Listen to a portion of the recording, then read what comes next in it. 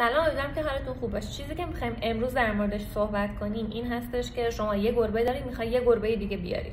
ترجیحاً گربه هاتون، یعنی این تجربه منه. من الان یه دونه اسکاتیش دارم با یه دونه بریتیش. این تجربه منه که شما وقتی می‌خوای یه گربه رو بیاری به عنوان گربه دومت، بهترین چیز اینه که اون گربه سنش کمتر باشه که احساس نکنه که قلدری میخواد بکنه نسبت به گربه بزرگترت و گربه‌ای که داری، و اینکه اون گربه بزرگه هم احساس کنه که میخواد اینو حمایتش کنه، احساس نکنه که میخواد این بیاد قلمروش رو بگیره. پس بنابراین وقتی شما یه گربه بالغ یا گربه بزرگ تو خونه دارید، بهتره که گربه دومتون بچه گربه باشه و اینکه جنسیتشون با هم دیگه فرق کنه. یعنی اگه گربه شما نره، گربه ماده بیارید، احتمالاً با هم بیشتر و راحت‌تر اوکی میشن. و موضوع بعدی که میخوام راجعش صحبت کنم اینه که خب حالا ما چجوری این دوتا رو با هم دیگه روبرو کنیم.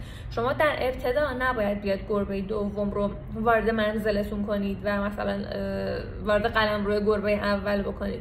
بعد اصلا از اول که میاریش مثلا همه ذوق دارن که اینا رو به هم دیگه نشون بدن، بعد همون اول میپرن به هم دیگه، کلا این قضیه توشون مثلا بیشتر میشه که بپرن به هم.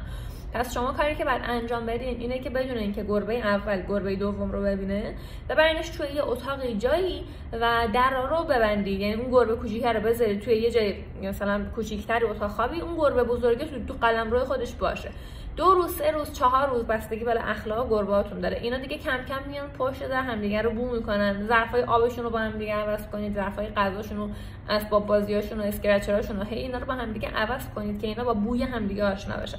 بعد از 3-4 روز که دیگه مثلا میان دم در هم دیگه رو بو میکنن، حالا باز این روزهایی که میگم کاملا بستگی به گربه خودتون داره. یعنی من گربه هم تقریبا تو 4 روز گربه دومم رو آوردم بیرون.